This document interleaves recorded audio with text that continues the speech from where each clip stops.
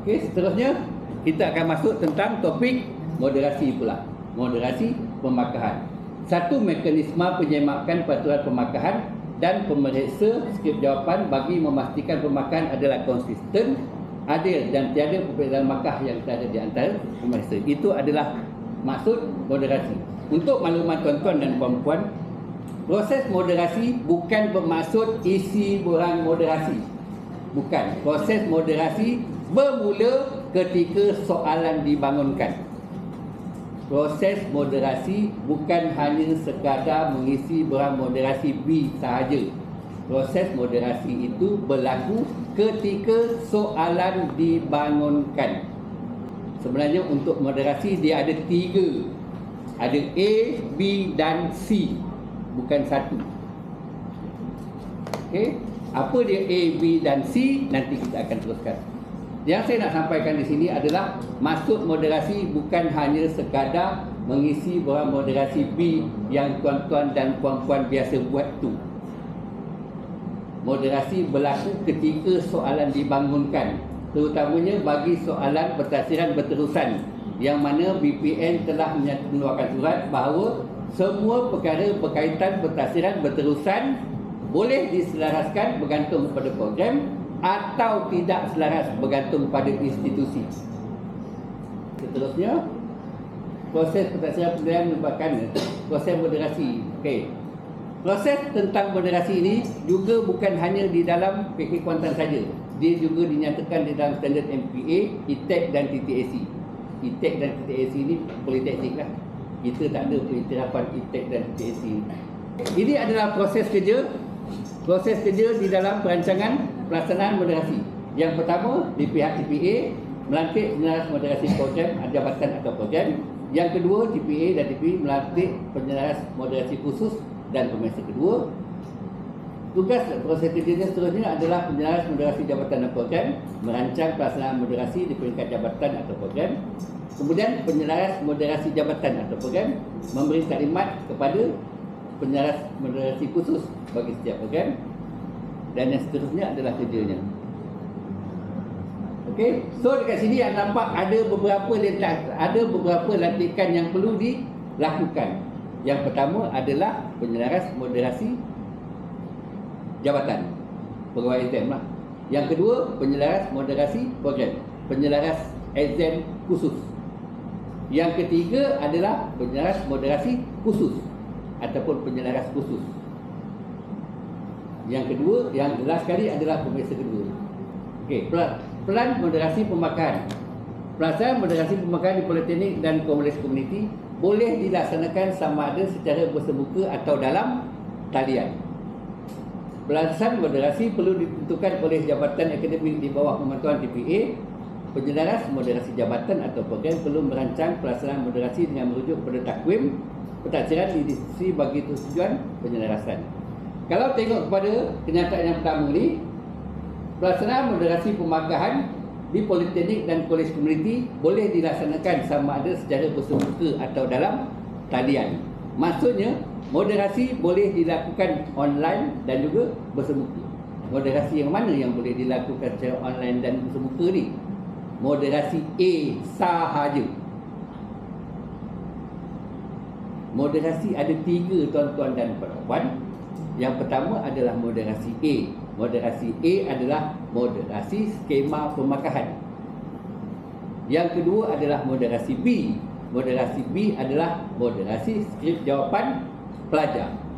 Dan yang ketiga adalah moderasi C, iaitu moderasi program keseluruhan khusus. Yang tuan-tuan dan puan-puan biasa buat hanyalah B sahaja. Sedangkan yang sepatutnya A juga perlu dilakukan.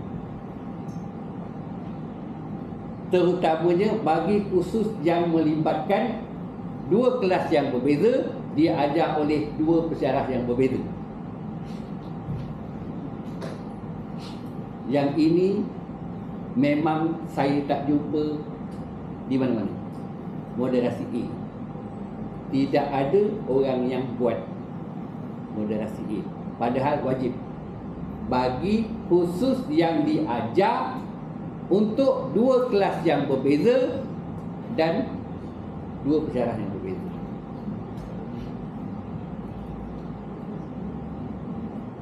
Yang tuan-tuan dan puan-puan buat hanyalah moderasi B sahaja. Dia A, B, C. A harus, B wajib, C sunat. A hanya berlaku kalau kursus itu diajar dua kelas yang berbeza dan dua pensyarah yang berbeza.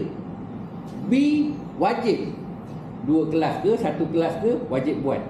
C sunat. Amalan baik borang moderasi C adalah untuk keseluruhan program yang dibuat oleh KP.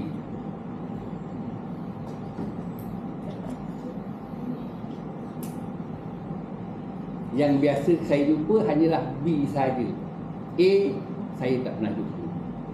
Terutamanya bagi kursus yang ada dua kelas dan diajar oleh kursus yang sama, kelas yang berbeza, pensyarah yang berbeza, wajib buat A. Okey, ini adalah dalam pelaksanaan. Dilaksanakan bagi setiap semester, melibatkan semua kursus bagi program pengajian politeknik dan kolej komuniti. Wajib bagi komponen peperiksaan akhir dan penilaian akhir, merujuk kepada dokumen kurikulum. Bagi semua kursus yang ada penilaian akhir dan peperiksaan akhir, wajib buat moderasi A, B. Kursus dengan 100% pentadbiran berterusan disarankan melaksanakan moderasi bagi menjamin kualiti pemakahan dan tidak melibatkan penilaian berbentuk. Yang ini ada, ini bukan ijma' ulama', ini bukan ketetapan, bukan hak. Ini kalau dalam agamanya kata ini bukan hadis sahih. Ada perbezaan pendapat. Tidak melibatkan penilaian berbentuk aneka pilihan, jawapan betul salah dan kepakaran khusus seperti lukisan seni persembahan dan reka cipta. Jadi, yang ini bukan kepada semua moderasi. Moderasi A saja tidak wajib. Bagi soalan, kalau kita buat soalan PB, kalau soalan itu berbentuk betul salah ataupun objektif, pilihan ABC itu tidak wajib, tidak perlu buat moderasi A, tetapi perlu buat, wajib buat moderasi B. Faham tak apa yang saya cakap? Okey, kalau kita baca kat sini, tidak melibatkan penilaian berbentuk aneka pilihan, jawapan betul salah ataupun kepakaran khusus. Maksudnya kalau kita buat dalam kita punya kursus, ada pentadbiran berbentuk ujian ataupun kuis. Ujian dan kuis ini tuan-tuan dan puan-puan buat dalam bentuk pilihan betul salah, pelajar hanya pilih betul atau salah, ataupun dalam bentuk objektif ABC, tidak perlu buat moderasi A, wajib buat moderasi B. Tetapi kalau soalan itu dalam bentuk short essay atau isi tempat kosong, wajib buat A dan B. Maksud moderasi ini adalah untuk kita penyelarasan pemeriksa, sama ada pemeriksa pertama atau pemeriksa kedua, ataupun ada dua kelas yang berbeza. Contoh, kalau soalan isi tempat kosong, jawapannya adalah Staphylococcus. Dalam skema menyatakan Staphylococcus, namakan bakteria yang menyebabkan sakit perut. Jawapannya adalah Staphylococcus. Di dalam skema jelas tertulis Staphylococcus, Staphylococcus, ejaan untuk Staphylococcus. Pelajar salah tulis, maksudnya sama, ejaannya salah. Diterima atau tidak? Mana boleh terimalah, tak boleh, salah. Dalam skema jelas menunjukkan Staphylococcus, tapi pelajar tulis Staphylococcus. Bunyinya sama, ejaannya salah. Jawapan itu diterima atau tidak? Kalau dalam orang ini menyatakan, dalam skema jawapan menyatakan, dalam skema ejaan yang betul, tapi pelajar ejaan salah, bunyi betul. Diterima atau tidak? Diterima atau tidak? Diterima dengan syarat dalam borang A dinyatakan bahawa Soalan saya diterima atau tidak? diterima dengan syarat kan? Soalan saya yang pertama, diterima atau tidak? Tidak diterima. Dalam skema jelas menyatakan ejaan itu. Selain daripada ejaan itu tidak diterima. Itulah tujuan kita buat moderasi A. Boleh diterima sebab kita tahu, kita faham pelajar kita. Bacillus Encyclopedia pun dia tak kerti eja. Faham tak? Tetapi adakah pelajar ini sampai pemahamannya? Sampai. Dapat atau tidak? Dapat. So, itulah tujuannya moderasi A itu dilaksanakan. Setuju pemeriksaan pertama dan pemeriksaan kedua untuk terima jawapan ini. Terimalah. Tapi kalau tidak dilakukan moderasi A, pemeriksaan pertama kena tanda salah. Dapat pada pemeriksaan kedua, bunyinya sama ni. Dia tanda dalam moderasi B sepatutnya betul. So akan ada percanggahan pendapat. Padahal sepatutnya tidak perlu berlaku kalau moderasi A itu dilaksanakan. Faham? Okey. Okey. 100% keputusan moderasi disarankan untuk dilaksanakan bagi jaminan kualiti.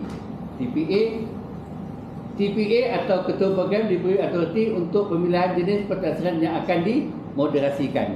Kolej Komuniti Kuantan melalui mesyuarat akademik telah menetapkan bahawa setiap KP akan menentukan bilangan pentadbiran yang perlu dimoderasikan bagi setiap kursus, yang mana mesti at least 50%.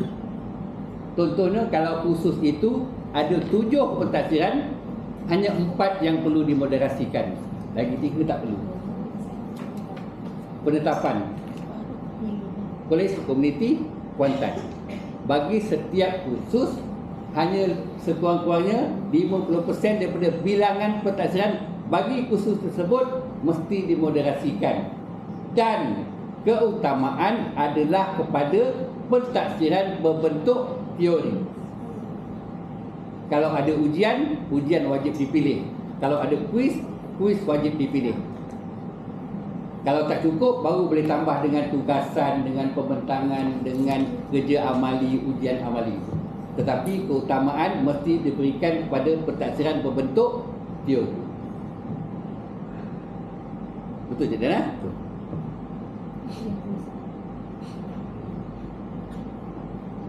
Okay. Institusi perlu peka terhadap pembezaan pemakaian yang diberikan oleh sama ada pemeriksaan pertama atau pemeriksaan pertama atau pemeriksaan kedua.